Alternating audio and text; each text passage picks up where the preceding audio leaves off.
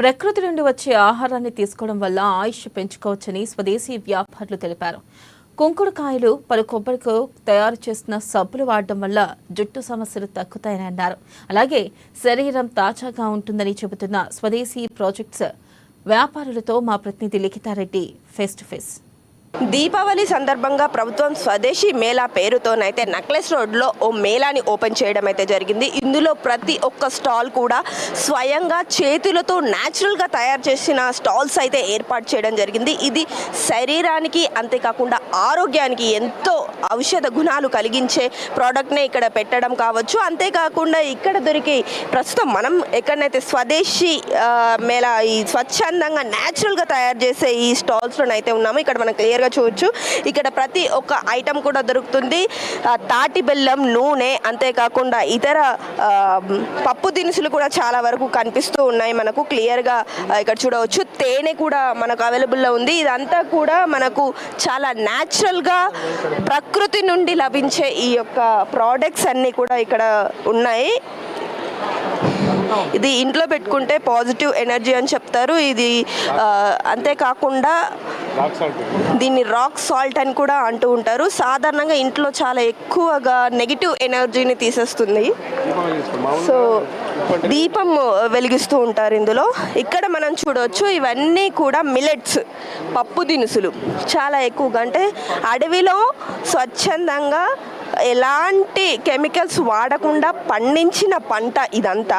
అలాగే వారు స్వయంగా చేతులతో తయారు చేసిన చిట్టి చిట్టి బొమ్మలు చూస్తున్నారు కదా, ఎంత ముద్దు ముద్దుగా చిన్న చిన్నగా ఇక్కడ ఏ విధంగా ఉన్నాయో చాలా అందంగా వీటిని డెకరేట్ చేయడం కూడా మనం చూడొచ్చు. ఇది ఏనుగు అంబానీ, ఎంత అందంగా ఎంత చిట్టిగా ఉందో కదా.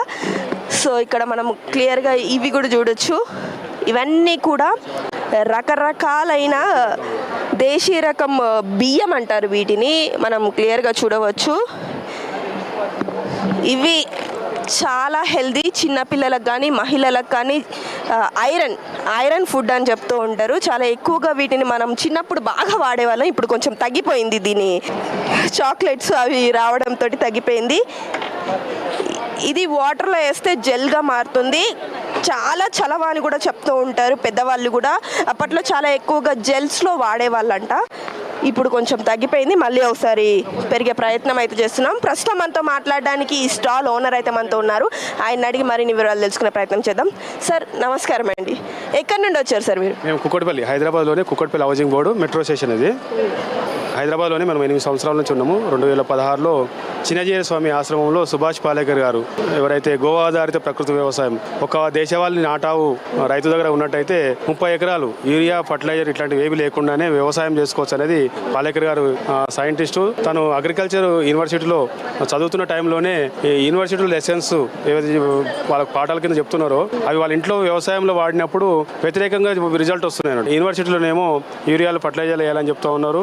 పొలంలో వేసినప్పుడు వాళ్ళకు దిగుబడి అనేది రాకపోవడము, పురుగులు రావడము, చీడపీడలు రావడము, ఏదైతే కేవలం తినేటివి ఇంట్లో వాడేటివే కాకుండా వ్యవసాయానికి సంబంధించిన ప్రోడక్ట్ కూడా ఉన్నాయి మీ దగ్గర. అవి ఏంటి కొంచెం మాకు చూపిస్తారా? ఇవే ఇప్పుడు మనం చూసిన బియ్యం రకాలని, దేశవాళీ రకాల బియ్యం ఏవైతే మీరు చూసినారో ఇవన్నీ కూడా పురాతన రకాల బియ్యం. ఈ బియ్యం ఏంటంటే బియ్యం కంటే ముందు వ్యవసాయం పద్ధతి కూడా చెప్తున్నాను. వ్యవసాయం పద్ధతి ఏంటంటే ఆవును పెట్టుకొని వ్యవసాయం చేస్తే యూరియాలు, ఫర్టిలైజర్లు, పురుగు మందులు, గడ్డి మందులు అవసరం లేదనండి. ఎందుకు అవసరం లేదంటే మనకు పూర్వము పాడి పంట అనేది జరిగేది. పాడి ఉంటే అంటే ఆవులు, ఎద్దులు అవి ఉంటే అవి రైతుకు పనిచేస్తూ వాటి పేడ మూత్రం అనేది మనం ఏదైతే వేస్ట్ అనుకుంటున్నామో అది పొలంలో పడినంత మాత్రాన సూక్ష్మాలు, వానపాములు అనేది వచ్చేస్తాయి. రైతుకు వానపాములు మిత్రుడు అన్నట్టు, రైతు మిత్ర అని చెప్తారు వానపాములని. వానపాములు ఏం చేస్తాయంటే భూమి లోపలికి ఈ పేడను అవి తీసుకొని వెళ్ళిపోయి వచ్చేటప్పుడు డబ్బులు ఇంకో దారి నుంచి వస్తుంది. అది వచ్చేప్పుడు వెళ్ళేప్పుడు భూమిని గుల్లగా చేయడం వల్ల సాయిల్ అంటే వాటర్, నీళ్లు దాంట్లో తేమ దాంట్లో ఉండడము, ఇదంతా ఏంటంటే ప్రకృతి నియమంగా ప్రకృతి వ్యవసాయం అనేది పాలేకర్ వ్యవసాయ పద్ధతి. ఈ పేడ మూత్రం దాన్ని ఎప్పుడైతే పడినప్పుడు వానపాములు రైతులకు మిత్రులుగా పనిచేస్తున్నాయి. తర్వాత సూక్ష్మతత్వాలు భూమిలో ఏవైతే ఉంటాయో అవి మనకు పంటలు ఏదో ఏపుగా పెరగడము అవి చూస్తూనే ఉన్నాము.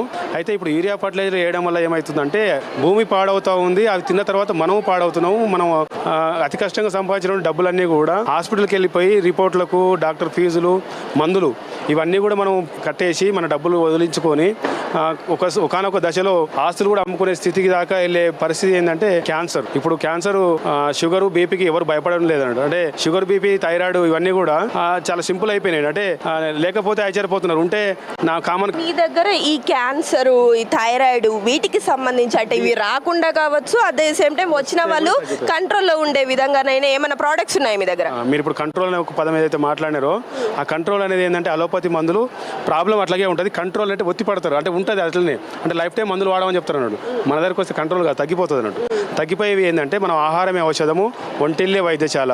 మన ఇంట్లో వండుకునే వంట పదార్థాలు అన్నీ కూడా ఎప్పుడైతే యూరియా ఫర్టిలైజర్ కాకుండా ఎప్పుడైతే గోవాధారిత వ్యవసాయం ఇవన్నీ న్యాచురల్గా పండుతాయో అవి మనం కానీ రోజు ఆహారంగా తీసుకుంటున్నట్టయితే మనకు అనారోగ్యం రాదు. ఒకవేళ వచ్చినా కూడా తగ్గిపోతున్నాయి. తగ్గిపోవడానికి ఏంటంటే ఇవన్నీ కూడా ఆవుపేడ, ఆవుమూత్రం ఇవన్నీ కూడా anti cancerous, anti fungal, anti bacterial కూడా. మనం పూర్వం ధాన్యం కూడా గుమ్మి స్టోరేజ్ చేసుకోవడానికి పేడతో అలికేసి పెట్టుకునే వాళ్ళం అన్నట్టు. అట్లా ఇంట్లో పేడతో అలకడము, శుక్రవారం రోజు ఇంటి ముందు అలుకోవడము, అంటే బ్యాక్టీరియల్ అనేది ఇంట్లో రాదన్నట్టు. అంటే మనం ఇవన్నీ మనం బాగా డెవలప్మెంట్ అని చెప్పి ఏమనుకుంటాం అంటే ఇవన్నీ దూరం అయిపోయి ఉన్నాం.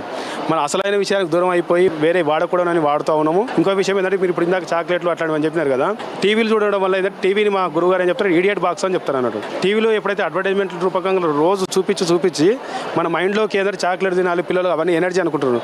బూస్ట్లు, హార్లిక్స్లు ఇట్లాంటి కంపెనీలు ఏవైతే ప్రమోట్ చేసినారో పల్లి ఉండలు, నువ్వులు ఉండలు ఏవైతే ఉన్నాయో అంటే మనకు మెగ్నీషియం, కాల్షియం దొరుకుతూ ఉన్నాడు. పిల్లలకు కఫం అనేది జరుగుతూ ఉంటుంది. పిల్లల టైంలో కఫం అనే దానికి బెల్లము, పల్లీలు తింటే ఆ కఫం తగ్గిపోతుంది అన్నట్టు. ఇవి ప్రస్తుతం ఇక్కడ ఉన్న అప్డేట్స్. మీరు కూడా వచ్చి తప్పకుండా ఈ మేళాను సందర్శించి ఈ యొక్క స్టాల్స్ ని విజిట్ చేయాలని కూడా మా ఏఎన్ఎన్ న్యూస్ నుండి మేము కోరుకోవడం అయితే జరుగుతుంది. ఇవి ప్రస్తుతం ఇక్కడ ఉన్న అప్డేట్స్. కెమెరా పర్సన్ వెంకీతో లిఖిత, ANN